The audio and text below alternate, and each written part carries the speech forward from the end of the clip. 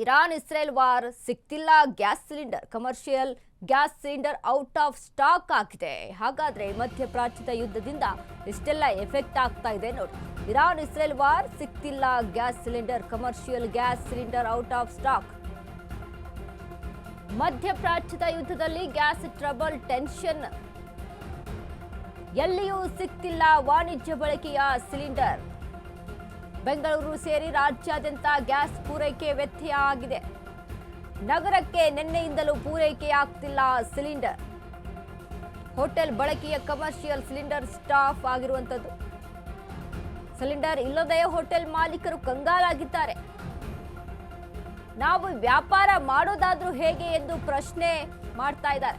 ಪರ್ಯಾಯ ವ್ಯವಸ್ಥೆ ಮಾಡದ ಕೇಂದ್ರದ ವಿರುದ್ಧ ಕಿಡಿಯನ್ನ ಕಾರ್ತಾ ಇದ್ದಾರೆ. ಆದ್ರೆ ಹಲವೆಡೆ ಎಂದಿನಂತೆ ಗೃಹ ಬಳಕೆ ಸಿಲಿಂಡರ್ ಸಪ್ಲೈ ಆಗ್ತಾ ಇದೆ. ಇರಾನ್ ಇಸ್ರೇಲ್ ವಾರ್ ಸಿಗ್ತಿಲ್ಲ ಗ್ಯಾಸ್ ಸಿಲಿಂಡರ್,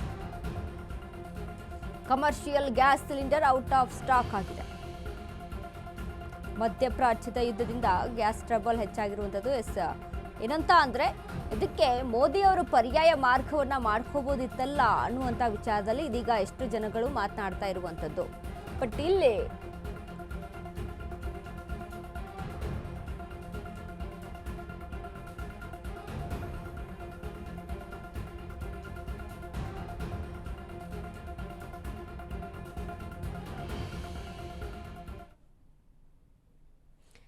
ಇಡೀ ದೇಶಾದ್ಯಂತ ಕಮರ್ಷಿಯಲ್ ಸಿಲಿಂಡರ್ ಬಳಕೆ ಮಾಡುವಂಥದ್ದು ಅಲ್ಲಿ ಆಗ್ತಾ ಇಲ್ಲ. ಯಾಕಂದ್ರೆ ವ್ಯತ್ಯಯ ಆಗ್ತಾ ಇದೆ. ಇದ್ರ ಬಗ್ಗೆ ಇದೀಗ ಏನು ಮೋದಿಯ ವಿರುದ್ಧ ಕೆಂಡವನ್ನ ಕಾರ್ತಾ ಇರುವಂಥದ್ದು. ಈ ಬಗ್ಗೆ ನಮ್ಮ ಪ್ರತಿನಿಧಿ ಲಕ್ಷ್ಮೀ ಬಾಗಲಕೋಟೆ ಗ್ರೌಂಡ್ ರಿಪೋರ್ಟ್ ಮಾಡಿದ್ದಾರೆ, ನೋಡ್ಕೊಂಬರೋಣ.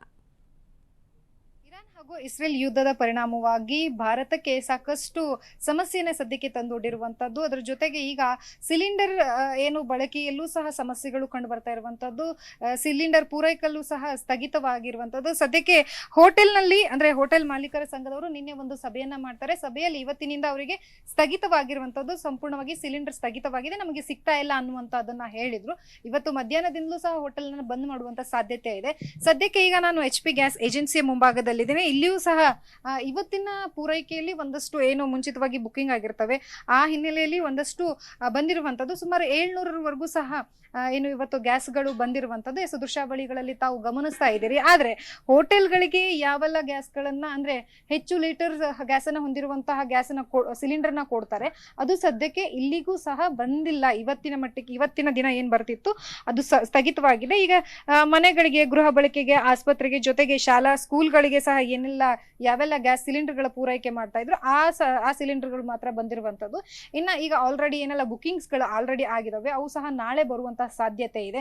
ಒಟ್ಟಾರೆಯಾಗಿ ಈಗ ಕೇಂದ್ರ ಸರ್ಕಾರನೂ ಸಹ ಮಾಹಿತಿಯನ್ನ ನೀಡಿರುವಂತಹದ್ದು, ಗ್ಯಾಸ್ ಏಜೆನ್ಸಿಯಲ್ಲಿ ಮತ್ತೆ ಗ್ಯಾಸ್ ಬಳಕೆಯಲ್ಲೂ ಸಹ ಅವರಿಗೆ ಸಮಸ್ಯೆಗಳು ಆಗಬಾರದು, ಅವರಿಗೆ ಜನಸಾಮಾನ್ಯರಿಗೂ ಜೊತೆಗೆ ಏನು ಆಸ್ಪತ್ರೆ ಮತ್ತು ಗೃಹ ಬಳಕೆಗೆ ಏನ್ ಬೇಕು ಆ ಪೂರೈಕೆಯನ್ನ ಮಾಡ್ಬೇಕು ಅನ್ನುವಂಥದ್ದನ್ನ ಹೇಳಿರುವಂತದ್ದು ದೃಶ್ಯಾವಳಿಗಳಲ್ಲಿ ಗಮನಿಸ್ತಾ ಇರ್ಬೋದು.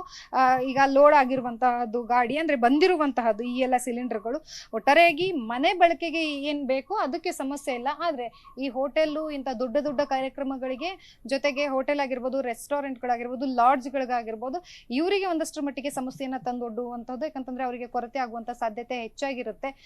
ಯಾಕಂತಂದ್ರೆ ನಿನ್ನೆನೂ ಸಹ ಹೋಟೆಲ್ ಮಾಲೀಕರ ಸಂಘಟನೆಯಿಂದ ಸಭೆಯನ್ನ ಮಾಡ್ತಾರೆ. ಅವ್ರಿಗೂ ಸಹ ನೋಟಿಸ್ ಅನ್ನ ಕೊಟ್ಟಿದ್ರು, ನಿಮ್ಗೆ ಸದ್ಯಕ್ಕೆ ಪೂರೈಕೆ ಮಾಡೋದು ನಮಗೆ ಸಮಸ್ಯೆ ಆಗುತ್ತೆ ಅಂತ ಹೇಳಿ. ಮುಂಚಿತವಾಗಿ ಏನು 15 ದಿನ ಗ್ಯಾಪ್ ಬಳಿಕ ನೀವು ಇನ್ನೊಂದು ಗ್ಯಾಸ್ ಅನ್ನ ಬುಕ್ ಮಾಡಬಹುದಿತ್ತು, ಅದನ್ನ ಇವತ್ತಿಗೆ ಅಂದ್ರೆ ಕಳೆದ 3 ದಿನದಿಂದ ಅದು 21 ದಿನಕ್ಕೆ ಏರಿಕೆಯನ್ನ ಮಾಡಿದ್ದಾರೆ. ಇವತ್ತಿನಿಂದ ಅಂದ್ರೆ ಕೇಂದ್ರ ಸರ್ಕಾರ ಹೇಳಿರೋ ಪ್ರಕಾರವಾಗಿ 25 ದಿನಗಳವರೆಗೂ ಅದನ್ನ ಏರಿಕೆ ಮಾಡಿದ್ದಾರೆ. ಹಾಗಾದ್ರೆ ಕೇಂದ್ರ ಸರ್ಕಾರ ಸದ್ಯಕ್ಕೆ ಈ ಎಲ್ಲ ಮಾಹಿತಿಯನ್ನ ಏನು ಎನಿಮೇಷನ್ ಒಂದು ಆಕ್ಟ್ ಅಡಿಯಲ್ಲಿ ಒಂದು ಏನು ಎಸ್ಮಾ ಜಾರಿಯನ್ನ ತಂದಿದೆ ಕೇಂದ್ರ ಸರ್ಕಾರ.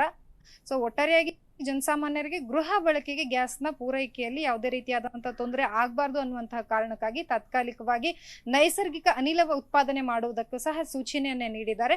ಹಾಗಾದ್ರೆ ಇದರಿಂದ ಏನು ಜನಸಾಮಾನ್ಯರಿಗೆ ಗ್ಯಾಸ್ ಪೂರೈಕೆಯಲ್ಲಿ ತೊಂದರೆ ಆಗುತ್ತಾ ಇಲ್ವಾ? ಯಾಕಂದ್ರೆ ಸಾಕಷ್ಟು ಜನ ಭಯ ಪಟ್ಕೊಂಡಿರೋದಂತೂ ಸತ್ಯ.